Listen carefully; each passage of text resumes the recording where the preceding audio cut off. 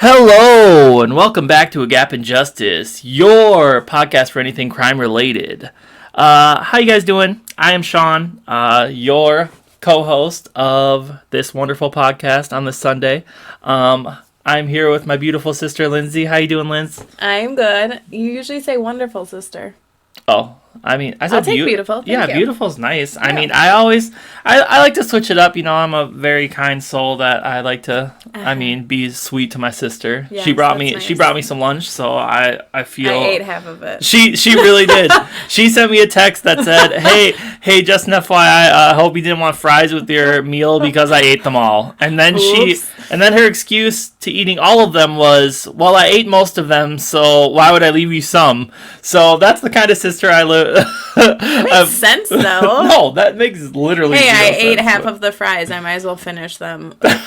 That just makes literally zero sense. Perfect logic. It's like, hey, I stole your $100 and I only spent $50, but I'm just gonna spend the extra $50. Yeah, that's also relevant. Jesus Christ. All right, so we're getting into this story today. It's actually very close to home. I saw that it happened about 15 years ago. Yep, 15 years. It will be November 9th. It'll be 15 years. We started with, I haven't seen anything about this. As per usual, Lindsay researches everything, and I am literally going in blind, just like you guys, to listen and learn and see how I feel and react to this.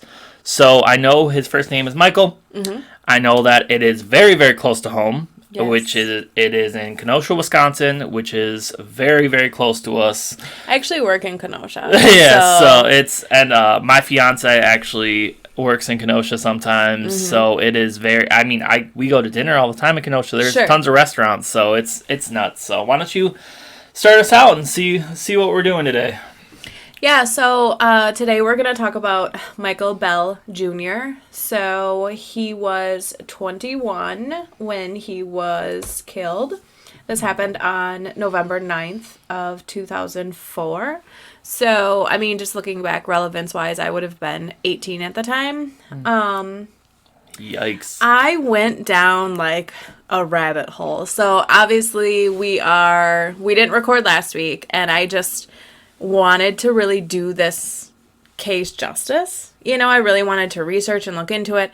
This case has its own website. So his dad, Michael Bell Sr., actually created like a whole website for him. And so he's like a major advocate for him. And I just really wanted to do this justice. One, because this is a really big deal to the family. And two, because it is so close to home, I feel like we need to do it justice. Yeah. When I posted a picture on the Instagram, I actually had somebody that I know say, I was really hoping you would do this case. So I actually decided to do this case. Mom suggested it. Mom did? Yeah. Oh, wow. Okay. So I was just randomly talking to her one day and told her I wanted to do stuff that was closer to home. Like, I really want to bring, when we did Alexis Patterson from Milwaukee, I got a lot of really positive feedback, and people were really happy that we were talking about a case that was so close to home. And so it kind of sparked me to think about, I want to do more close to home community things. And, Mom was like, what about that one guy from Kenosha? Remember, he was killed by the police. That one guy from Kenosha. Yes. Such insight from our mother. Yep. Yeah. Yes. Well, I got a lot of cool insight, though. So obviously my spouse lives in Kenosha. He's lived in Kenosha his entire life. And so I was talking a little bit about it with him, and his insight was insane. So, the fact that he grew up in Kenosha, he just had such random things to say. So I'll talk a little bit more about what he said later, but from somebody who had actually grown up in Kenosha at the time. But yeah, so I just wanted to start. So first I just want to talk a little bit about like what happened. Majority of the information that I'm going to be talking about today, I actually got from the website. So we can link the website when we upload our video and things like that. I can add the website in if you guys want to go look.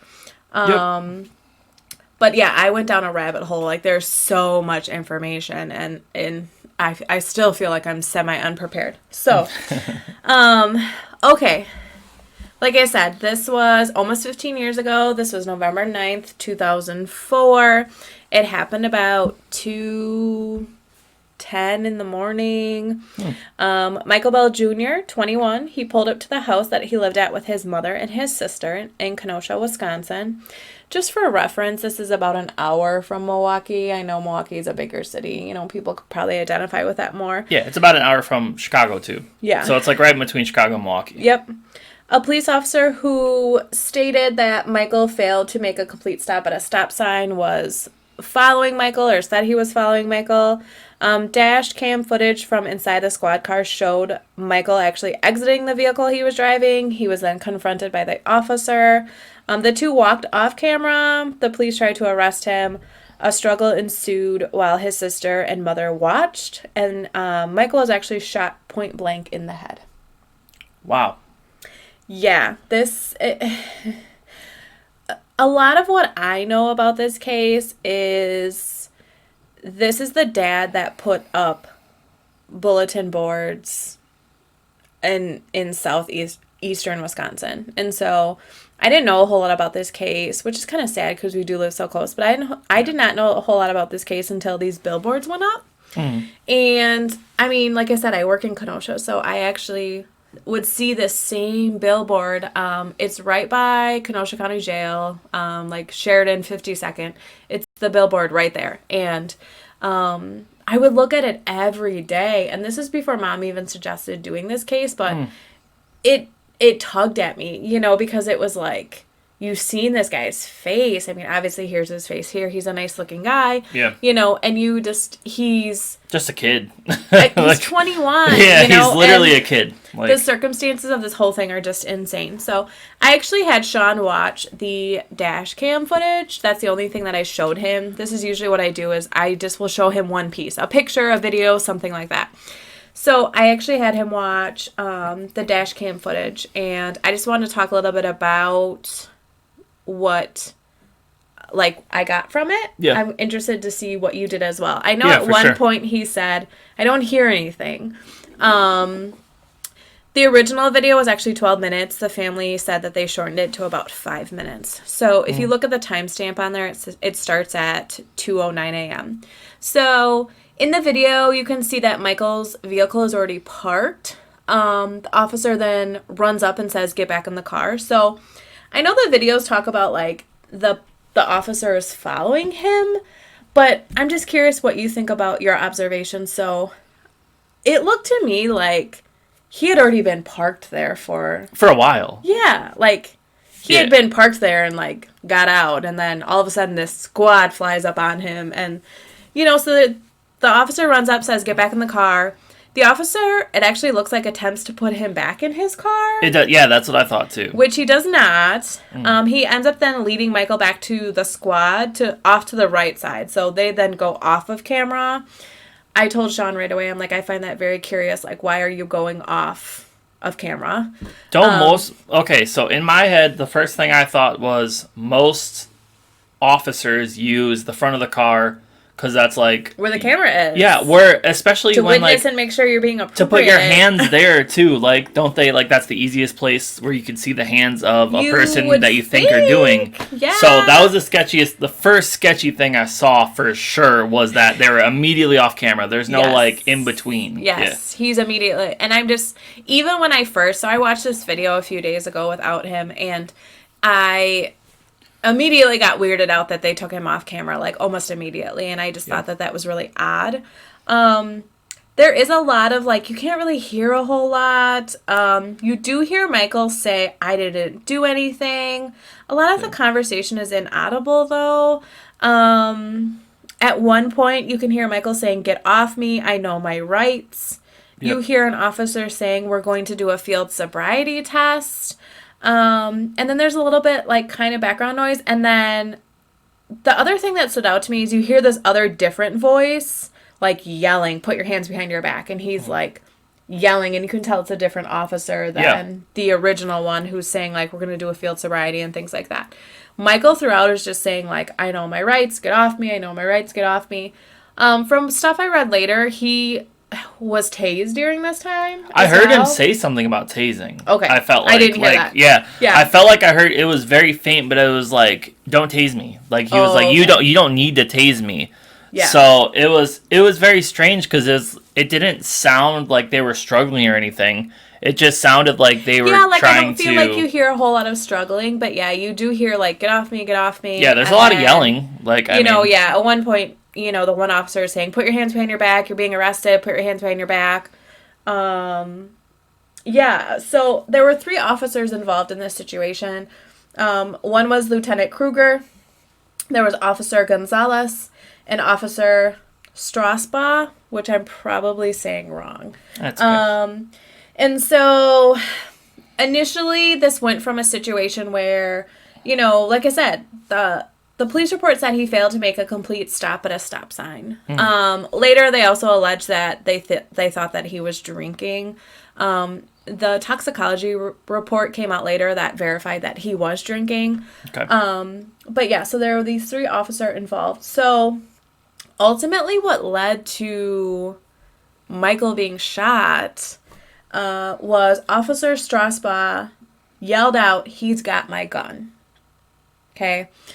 And this is where things go horribly wrong because, and like I said too, his mom and sister both like witnessed this whole interaction. So they actually both witnessed him being shot in the head by this cop. That's so traumatic. I can't even like that's it's horrifying. That's insane just to think about like that so they were out there. It sounds like you were explaining that they were out there for a while, obviously. Like, if you hear a struggle or something. Sure. Like, they were watching the entire thing, and the cops were like, stay back, whatever, like... If you think about it, like, if it's right outside your house, if you see, like, sirens right outside your house, most people look. Yeah. So, if you look outside and suddenly you realize it's your brother, like, yeah, you're gonna go out there, or you're gonna try to see what's going on. So...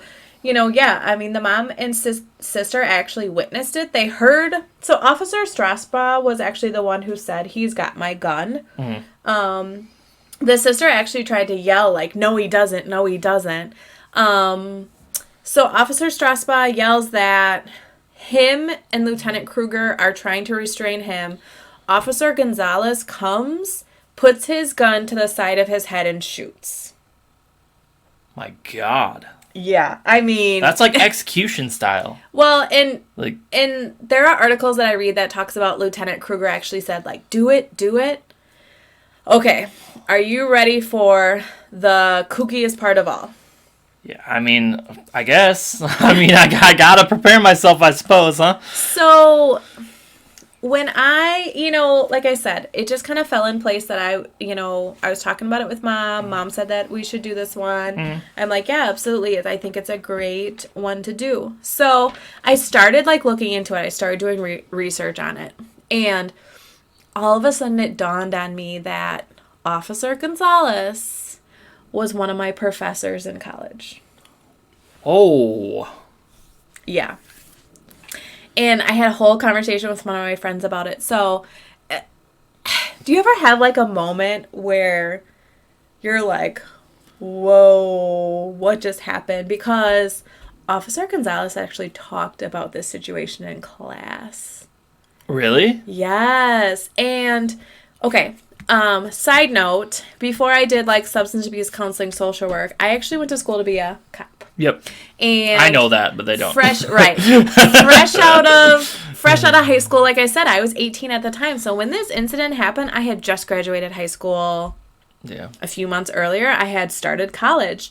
And he was a teacher at Gateway. And this situation probably just happened and he was teaching at Gateway. And so I remember him talking about, like, him being involved in this shooting, but he can't really talk about it. But then he, like, talked about it. He, like, told the whole scenario and, like, said how he put the gun to the guy's head and how he had to shoot him because, he had the gun and he was going to kill the lieutenant. And, it was just, I think about it now and I'm like, wow, there's a reason, like, you and I are doing this, I feel like, to be at this point. You know what's really funny is the second you say that makes me immediately, I look into psychology stuff. I took psychology in college and literally took a few classes, dabble in it. My girlfriend is a sociology major. You obviously know things about being a social worker, different things. I immediately think that is someone who's guilty because they're trying to get that off their conscience. They don't have anyone. Like, why is he talking? Yeah, they don't have anything like anyone to talk to it about because they can't talk about it. I so think they're like, about oh it my god, now, like, and I'm like mortified. wow. Yeah, like no, I'd be like that's so inappropriate. Like I can't even. Like I think about it now. Like to think, okay, this was almost 15 years ago. So we're going back. I was sitting in a classroom almost 15 years ago listening to this guy talk about this and not connecting it, not knowing, but realizing like what is going like now when I had the realization that this was one of my teachers, I'm like, a lot of things don't shock me, but I found this out probably 2 weeks ago when I was researching and like connected that this was the officer who shot him. And I'm like, wow. That's intense to figure out. I mean, especially with like how brutal, like if they're talking about like close range to the side of the head, that's like a brutal execution. That's not like one of those things that like they're not trying to detain them. They're not trying to shoot him in anything that like could, you know what I mean? Like they could save him after. And it was 3-on-1. There were 3 officers. So, he was unarmed. He did not have a weapon. He didn't have a gun. He didn't have a knife. He didn't have, even anything. He didn't pick up a branch. He didn't have anything that resembled a weapon. So there's a few different reasons that this is a gap in justice case. So, obviously, the way that he was killed, this is the biggest part. So, Kenosha Police Department conducted an investigation, and within 48 hours, their own department determined that the shooting was justified. Their own department. All right. So 3 of their cops. What? Okay. Internal affairs. That's already and that's I already. Knew this was gonna get you going. Because that's insane. That's like insane. That's like having a family member be your judge. Like, nope, sure. he's a pretty good kid. Like, so I'm not gonna. You know what I mean? Like, it's disgusting. Like, that's. Yeah, so within 48 hours, their own department determined the shooting was justified, that the use of force was proper, and that the 3 officers did not do anything wrong. But this was prior to, so witnesses weren't even talked to yet, and the lab reports didn't come back yet. So, to think like, hey, you got to think about it like, really, their own police department's going to turn around and like say they did wrongdoing? Like, give me a break. That's like I said, that's way too close to home. You have to have somebody else come. Mm-hmm. That's insane. So Michael's dad, Michael Bell Sr., was not having this. To this day, he's still not having this, and he wants justice for his child. And honestly, I commend him for his courage and strength to continue to fight for his child, because this situation is wrong on so many levels. Oh yeah, for sure. I'm gonna switch slides quick. There he is with his dad. Boom, look at that segue, just killing it. Michael Bell Jr., Michael Bell Sr., as a parent, I really have to think like, what would I do for my own child? And, ultimately, the dad's been in the media a lot. He's wrote articles, he's talked, and he really just wants justice. He wants somebody to own up to what they did. He wants the family to know what happened. He wants people to know that it's not okay. It's not okay. What happened to Michael is not okay. He got executed at the moment, in my mind, he got executed for a cop saying that he had his gun falsely. Correct? Yeah, he did not have his gun. That's like one of those things like, why? And I think that's a good point to say. He did not have his gun. Why would he say that? That's like insane to me. Well, we'll talk a little bit about that later. Yeah, exactly. Yeah. I know. I'm just getting hyped about it, honestly. It's crazy. He's a 21-year-old kid. Like, he's 21 years old when he gets murdered. Like, by 3 cops, which are people that you're supposed to feel the safest around. Sure. They're supposed to help people, you know what I mean? Mm-hmm. And it's like these are the reasons that some people don't like police officers. Oh, does that make sense? So much more to get to. Like just okay. Buckle up, bud. All right, I'm in. I'm in for the long haul. Let's get into it. So I want to talk a little bit about the medical examiner's report. So the autopsy was actually done by Douglas Kelly in Fond du Lac, Wisconsin. Okay. So, I find it a little funny that, like, hey, the autopsy is done in a different county, but we're not actually going to have the investigation from a different county. That makes literally zero sense. Yeah. The autopsy was performed in a different county. And so he actually had talked about that the police report and the autopsy findings contradicted each other. So I'm just trying to look at my notes a little bit. So Officer Gonzalez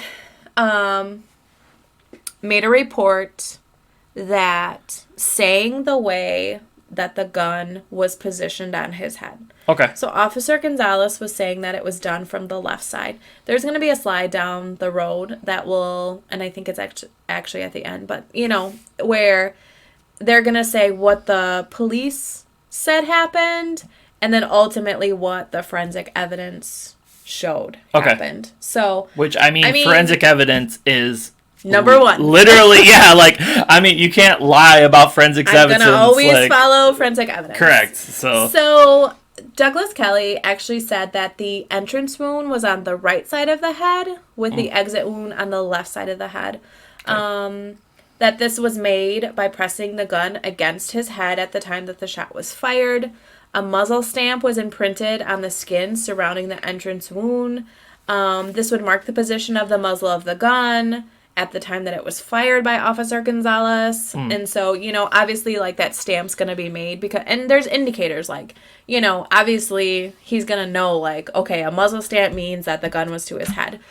Correct. Where the controversy comes in is Officer Gonzalez says he shot from the left side. The forensic evidence says that he shot from the right side. That makes a huge difference because it really starts to look at, was this justified or was this essentially an execution? Okay. Let me see. The crazy thing too is so a whole reenactment was done based on what the officer said happened and based on the forensic evidence. And so later, Douglas Kelly went back and reviewed this video and then further talked about it. So he talked about that the reenactment is inconsistent with his autopsy and forensic findings, that the muzzle stamp is just not consistent with where it was on Michael's head, and it was not consistent with the exit wound. He also said that given the exit... Okay, so if the exit wound was on the left side, based on the scenario of what the cop said, that some blood or brain matter would be on Lieutenant Kruger's uniform. There wasn't. Okay. They also talked about skull fragments were found at the scene, and that, but in their standard protocol, that the remains should be given to the medical examiner, and he said that they were not. And that's also proof, or it's not proof, of the position of the time that he was shot. So he's essentially saying, he was shot on this side. What the police report is saying is not true. There's a whole reenactment done, and which kind of further proved that what the cop's version was not correct. Literally false. Yes. Yeah, literally lying. And clearly, like you said, there should be some sort of skull fracture that he should get to be able to study, and they didn't give him that. Mm-hmm. So there's already 2 red flags right there. I mean, I'm normally pretty open-minded, not very one-sided. Absolutely, me too. But this is, that's already a huge red flag. You're taking them off of, video. Mm-hmm. You're literally, you hear struggling in the background, but nothing crazy, you know what I mean? Yeah. They're falsifying him having your gun, and then the autopsy is saying that literally they're lying and you're not getting all the evidence. That's insane. That's literally red flag after red flag after red flag. What else could you possibly want? You know what I mean? Well, listen to this part. Because again, they did a DVD video reenactment, and then this medical examiner watched the DVD. Yeah. So it actually said that how Officer Gonzalez was holding the gun is inconsistent with the autopsy findings, the entrance, exit, the muzzle, and the trajectory of the bullet. It said if Officer Gonzalez was holding the gun as shown in the video, the following have to line up. First, to accommodate the entrance wound on the right side of the head, the right side of Michael's head would have had to be pressed against the gun. Second, and most importantly, to accommodate the muzzle stamp, Michael face would have had to be pointed towards the sky because the muzzle stamp clearly shows the sight of the gun was imprinted at the top of the entrance wound, and the recoil spring guide on the gun is clearly imprinted at the bottom of the entrance wound, and the recoil spring guide is clearly imprinted at the bottom. His head must have been positioned to accommodate these landmarks on the gun. The only way to line up the muzzle stamp to Officer Gonzalez's gun, as shown above, is to have Michael's face pointed towards the sky. In consideration of the two reenactments reviewed, it is forensically impossible that Michael's head could have been positioned in such a manner without either his neck being bent extremely hyperextended or his body being bent backwards. Whoa. Yeah. Yeah. I understand why his dad is fighting the way he is. And disgusted, oh my God. It's pretty clear that the officers did some wrongdoing here, and the fact that they just can't own up to it. I mean, I think ultimately, that's what this dad wants. He just wants somebody to own up to it, and they're refusing. And, now it's 15 years later, and there's definitely no going back now. Why would you go back and admit wrongdoing now? I have a strange question. Maybe it's not strange. Do you know where the dad was when this was going on? No, he lived with his mom and sister. Okay. So it's the middle of the night. Okay. So they were divorced? Well, I don't know. He just wasn't home? I don't know if they were divorced. They weren't together. I know he did not witness that. He did not witness that. He, as a father, you generally think, if I was there, something else would have happened. Me as, that's my brain mentality always. Obviously, you're obviously like that with your kids. So I can see why he's fighting for him. Absolutely. He's literally if I was there, maybe something could have happened. We're going to get justice for my my son. Yeah. So that's, shout out to him, honestly. Are you ready for some interesting stuff? Oh, of course. Always. So there's a guy by the name of Julian Miller. So in October of 2011, so we're going back a few years now, he came out and talked about how Officer Gonzalez was basically not what he was portraying himself to be. So, he was trying to portray himself to be, innocent in this situation. Mm. So, the article that I read said Officer Gonzalez and this Julian Miller were both involved in separate high-profile deadly incidences. So, Julian Miller, in October 2003, was stopped at a gas station after a night of drinking and smoking marijuana by Officer Alberto Gonzalez. Mm-hmm. He was around the corner investigating a stabbing. Gonzalez actually asked Miller if he had seen anything. Miller was on probation at the time, and he had been drinking and driving. He took off. So Miller's running. He got scared. He jumped a chain link fence and then got trapped in a yard. Another officer ordering Miller to the ground at gunpoint. Mm. Court records then say that Officer Gonzalez jumped the chain link fence and landed directly on Miller's head, breaking the left side of his jaw. Whoa. Gonzalez maintained that the yard was dark and he did not see Miller. Miller said that Gonzalez basically said, I wouldn't have broke your jaw unless you didn't run. And then a year later is when Michael Bell was killed. So this Julian Miller is trying to say, this is a dangerous guy. He broke this guy's jaw a year before this incident, and then a year later he killed Michael. A broken jaw. That has to be so much force. Well, it said he jumped. Yeah, he jumped. Just directly on him. Yeah, he jumped the fence and literally landed right on top of him. So, yikes. Yeah, so there was, this Julian Miller's this Officer Gonzalez is just not a good guy. He's not a good person. So the other officer involved, so Officer Strasbaugh, Strasbaugh. Yeah. I'm so saying that wrong. I know I am. It doesn't matter. He He's doesn't the deserve to have one- his name said.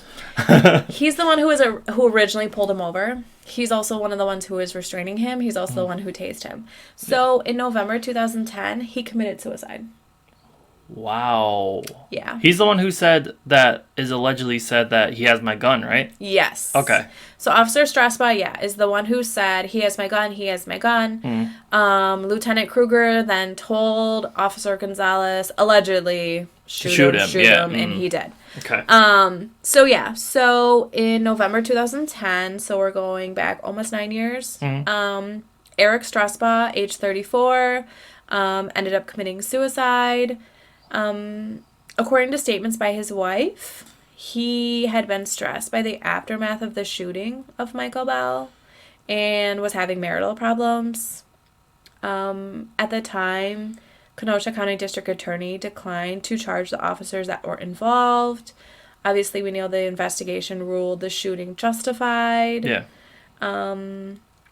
Michael Bell's family won a $1.75 million settlement in March after filing a lawsuit that accused the officers of excessive force and civil rights violation. Although Strasbaugh did not pull the trigger, he conducted the initial stop of him, like I said. He forced him to the ground. He stunned him with a taser. He was also, like I said, one of the two officers who restrained him while Officer Gonzalez shot him in the head.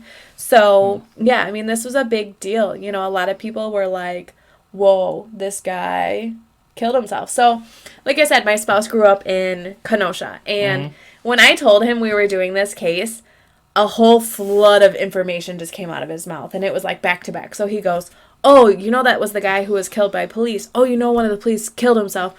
Oh, and he just kept talking and talking. And I'm like, hold on, slow it down. It's close to home. You know stuff about the places. I mean, you have to think about, like... What do you think people think? Based on the fact that this officer committed suicide. Yeah, that's immediate guilt. He's guilty because this kid died. He feels... Yeah, I would think he feels bad. Well, I mean, and you said, how old was he when he committed suicide? 34. 34. So he was 29 when this went down. Yeah, he was pretty young as well. So it's not like he was like this old veteran, you know, a cop. Sure. Like in my mind, he's like sort of young, like... Yeah. So you gotta feel guilty if that's my first impression, that has obviously. to be a lot of stress on you. Oh, for sure, yeah. Where, the whole county. Said, this one is stressed out, whereas, like I said, Officer Gonzalez was straight up in class just talking about, oh, I can't talk about this, but then he told the whole scenario. Well, you'd always be the cop that, oh, he was involved in blah, blah, blah, right? Sure. Like, Yeah. Like I said, the family was awarded a $1.7 million lawsuit. And the dad decided in 2010, like, I need to do an investigation of my own. Like, you know, I'm asking Kenosha County, I'm asking the PD, I'm asking the district attorney. Everybody told him no. So he decides in 2010 he's going to do his own investigation.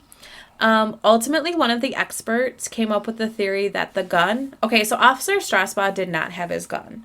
Okay. Michael didn't have his gun. But ultimately, it came up with the theory that the gun had probably gotten caught on the rearview mirror of the car during the scuffle. And that... Because that mirror was actually broken after the incident. Oh, okay. So they're thinking, like, there was a struggle, his belt got caught, the gun fell... Officer Strasbaugh realized he didn't have the gun. And then immediately was like, Michael has it, yeah. He's got my gun. Well, to be fair, that makes me feel... I mean, it doesn't make me feel better, but at least it makes me feel less... I mean, that he's less, like, terrible person. Does that make sense?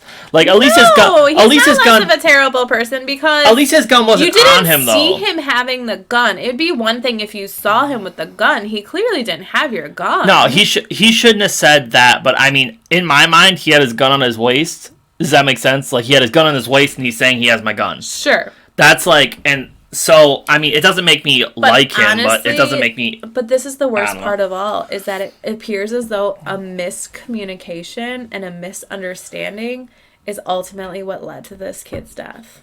Correct. Well, in my mind, it's insane that it's an execution style that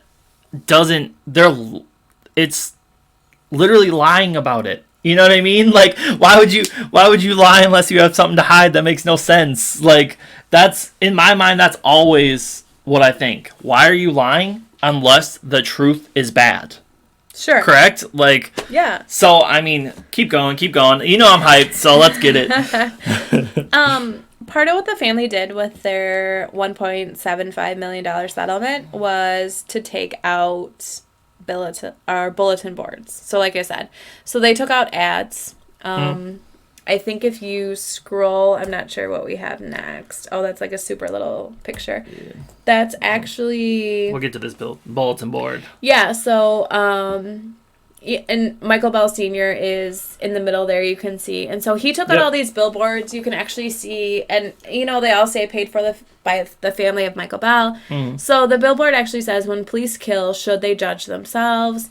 There's the website, so it's www.michaelbell.info. Mm. And they took out, I think it said it was 64 different billboards throughout southeastern Wisconsin, and basically they just kind of went through and they say like these questions, and like I said, there was one right on 52nd and Sheridan in Kenosha, and it said something like, who's gonna pay for his death, or something like that. And I remember looking at it literally every day until it was gone, because it is meant to be thought-provoking, and it is. It is.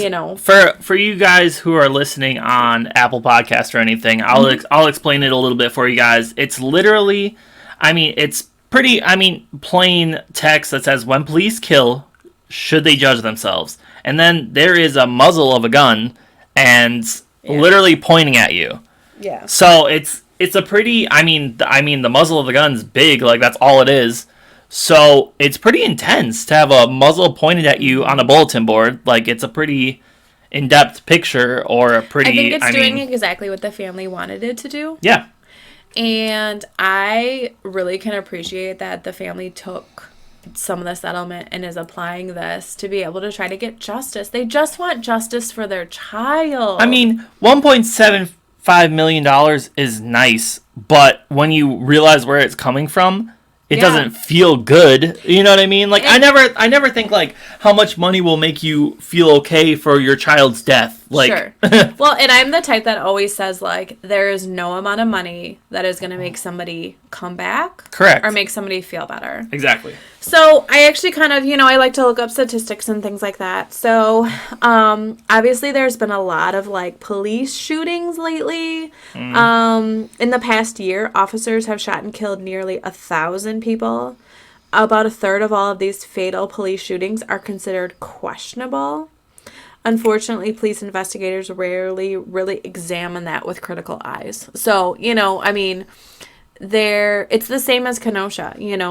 Their own agencies will investigate them, and oftentimes, more than not, the shooting becomes justified, Yeah. There is, I know I'm much more up on, like, different criminal justice, but did you hear about that case of that female officer who shot the guy she thought it was her apartment, and it was his apartment? I don't think so. She was an officer. Well, she actually got charged and then convicted. So earlier in the week, she got convicted and got 10 years. And maybe we'll talk about her next week. Maybe I did, actually. Yeah. So I think maybe I saw it on Facebook or something. It's kind of interesting because... it's one of the rare instances where I think somebody is actually being brought to justice. That's her clear fault, though. We won't talk about... it's 10 years. 10 years for a life, I don't... Yeah, but, but this is the thing. Like I said, about a third of all police shootings are considered questionable, so that's... plus 300 some are questionable. What? Yeah. What? Yeah, that's literally like, oh, maybe, I don't know. It's whatever, it's fine. So I actually found it said, take the well-known case of Staten Island resident Eric Gardner. So he died in July of 2014 after a police officer put him in a chokehold. So this was actually a banned police maneuver in New York. The NYPD incident reported they'd neglect to mention the chokehold. And they said that Gardner had never been in great distress. You know, the funny thing about that, though, is that a video taken by a private citizen contradicted that report, and the video actually showed Gardner repeatedly pleading and saying that he could not breathe. Yeah, that's So the problem with this case being in 2004 is no one had smartphones. You know what I mean? Like, because nowadays they just magically took him off the dash camera. Yeah. Nowadays, are you kidding me? You're in New York. You think not one person's going to videotape that? There's probably 15 videos of that right there on that New York street. If you're choking someone out, you're not going to be able to lie. Like, so there is some good that came out of this. I mean, I hate that, like, this had to happen, but so in 2014, Governor Scott Walker, we won't talk about him too much. Yeah. Let me puke a little bit. Okay. So this is about 10 years after Michael was shot. Governor Scott Walker passed a law, so we were the first in the nation to require external experts to investigate any case in which a police officer is involved in a death. So yeah, thank God. Well, yeah, I mean, come on, guys. Like, hey, my company's gonna shoot you, but then my company's gonna investigate that. What? Yeah, like that's literally the stupidest thing I've ever heard. Like, it makes literally no sense at all. So the fact that has gone on for I don't know how many years, forever, obviously. And then it obviously was just like people acted like that was okay, and it's not. I mean, the craziest thing is there can be a bad version of everyone. Sure. Like, a police officer, there is going to be so many good ones, but there could be one bad cop that does something awful that taints it. Exactly. Mm-hmm. Just like, and it makes it disgusting, and then you have a bad taste in your mouth every time you talk about police officers. Sure. And that's just human nature. I laugh. So somebody said the other day, they were like, you shouldn't get nervous being pulled over if you're not doing anything wrong. And I sit and think, like, if I see a cop behind me, I panic. And I'm not even doing anything. Like, I'm not under the influence. My license is registered. Like, I'm not doing anything wrong, but I even get a quick panic, like, with somebody behind me because I just don't know what they're on. What kind of day are they having? What kind of, like, I don't trust that. And I hate that I have that. But maybe it's examples like this as to why you don't. Because, you know, really, you'd think that, okay, he failed to stop at a stop sign. And he was shot point blank in the head. Yeah, and now first of all, he came at him so aggressive. He did. I would be absolutely terrified of cops running up on me, like, putting his hands on me immediately if I'm not doing crazy, like, I didn't stop at a stop sign. Well, and I think that's why he keeps saying, like, I know my rights, but I feel like that probably pissed the cops off. Oh, yeah. Like, who does he think he is? Yeah, like, you don't think I know the laws? Like, you know what I mean? Yeah. They always did. So, the website actually is called A Plea for Change, requires an unbiased police review process. Okay. So there's actually a page on there that talks about deadly force. So I just want to talk a little bit about deadly force. So it says an officer may use deadly force as a last resort in a defense of oneself when there is a reasonable cause to believe that the officer is in immediate danger of death or great bodily harm, as a last resort in defense of another person whom the officer has reasonable cause to believe is being unlawfully attacked and is in immediate danger of death or great bodily harm, as a last resort to prevent escape. So the Kenosha Police Department use of force policy. The word imminent means about to happen. An imminent threat is an immediate threat. For a subject's threat to be considered immediate, it must meet these three criteria: intent, weapon, delivery system. So the delivery system, the subject must have the means of using the weapon to inflict harm. So, you know, obviously they're in this scuffle. The officer is claiming as though he has the weapon. But then this is where delivery system comes into play. So the mom and sister said that the police had Michael's one hand behind his back. And so there was no way he was going to be able, even if he had the gun, there was just no way he was going to be able to shoot anybody. There's 3 of them. Yeah. They're 3 trained police officers. Like, I don't care what you have in your hand. You could have a samurai sword. You're not doing anything with it. There's 3 of them. They're going to be all over you, or they're trained to have you on the ground. Like, you know, the part in here too, it says, so the law and procedures, the policies and procedures, and the training guides are clear. No matter what Officer Strasbaugh yelled, Officer Gonzalez's use of deadly force is not justified if Michael did not present an immediate threat. You know, and yeah, I mean, if the witnesses are saying, like, his hand was behind his back, how is he going to... And I agree. I think regardless of what was yelled, that this situation is wrong. It's just wrong. There was not a reasonable use of deadly force. They're just... I mean, it's just... I think there was some panic that happened. Oh, for sure, yeah. And then they panicked and this situation happened, and now, you know, this whole cover-up happened, which is really what the dad has talked about. Like, there's just this cover-up, and I think the more they talk about it being a cover-up, the more the dad just wants them to, like, admit what the heck they did. Yeah, and I mean, to be fair, this sounds awful. One of them sort of did by killing themselves. Mm-hmm. Like, I mean, it might not be the whole reason. Maybe there was, like you said, there was some marital problems and different things. But, I mean, that much stress over something like this, like, probably the job will never be the same. You're doing something else the rest of your life, even though you went to school for this. Like, it's... You know, the interesting thing, too, so obviously we talked about the forensic evidence, like, contradicting what the police claims were. Correct, yeah. Way off. If we go back, so go back to the one slide where it shows, there we go. So in figure 1, that's Officer Gonzalez's position per the Kenosha PD report. So if you see Officer Gonzalez is on the left side, the gun is on the left side, you know, they show him coming around the vehicle, and then you see the officer in the back, and then the officer on the side. So this is what Officer Gonzalez said his position was. Figure number 2 is actually the position per forensic evidence and eyewitnesses. So if you see, it looks like he comes in between, and then he puts his gun to the right side of his head. Yeah. So I find it very interesting. I mean, yeah. Okay, so... You guys won't be able to see it unless you're on YouTube if you want to look.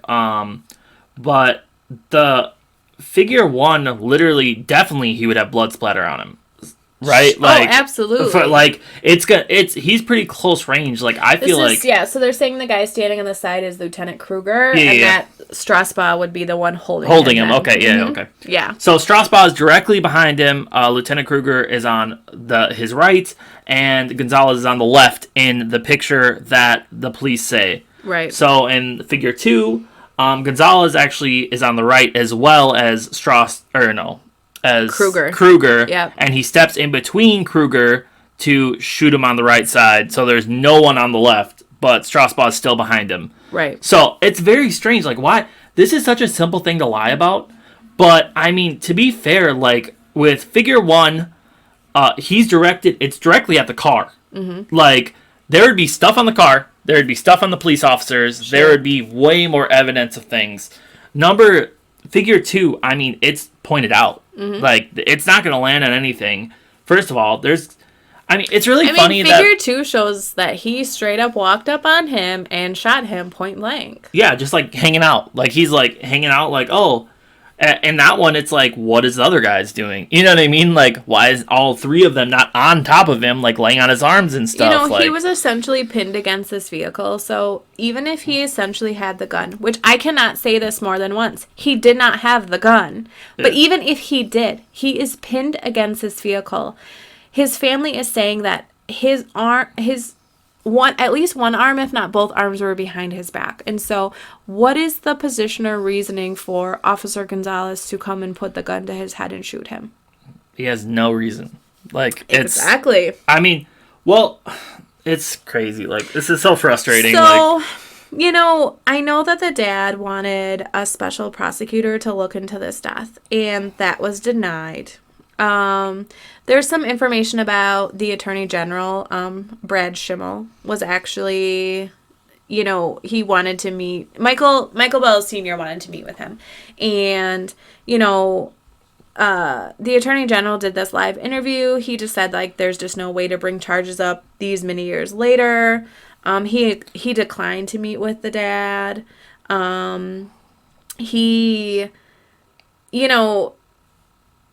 He talks about the attorney talks about, like, you know, one of the officers is dead. There's just hurdles that would just be impossible to clear. And, you know, I think as a parent, like, I would be pissed too. Like, you can't even give me the time of the day to talk about this. Well, that's one of the saddest things is I feel like if you don't get justice in a certain amount of time, there is no justice. You know what I mean? Unless someone keeps, just like this remarkable father who's trying and trying and trying. I mean, you're literally on such a back burner. There's no more evidence. There's nothing to do.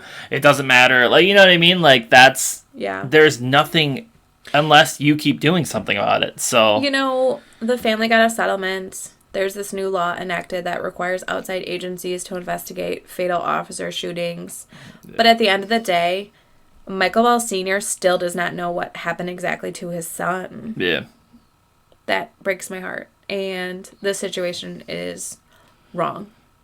Yep. I would agree 100%. The fact that Strasbaugh obviously took his own life because of something. I mean, not exactly because of guilt, maybe. We'll never know. Obviously, he's gone, but... Yeah, he had some demons that were eating at him. I mean, the fact that... I mean, it's just insane. Like, this whole story, like we said, are close to home. It's... I really feel like, you know, I wanted to try to do some... You know, this dad is trying to keep this in the media. He's trying to keep...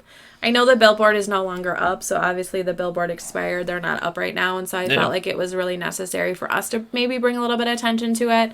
Yeah. I really like doing things closer to home. I know there's actually a Racine case recently right now that I want to look at soon. Yeah, I've definitely heard about that. Tyrese West, yeah. So we're going to kind of look at Tyrese probably in a few weeks here once things kind of pan out a little bit. But yeah, I mean, you know, it gets to the point of like, the police are people too, but the police are also responsible to answer to the public.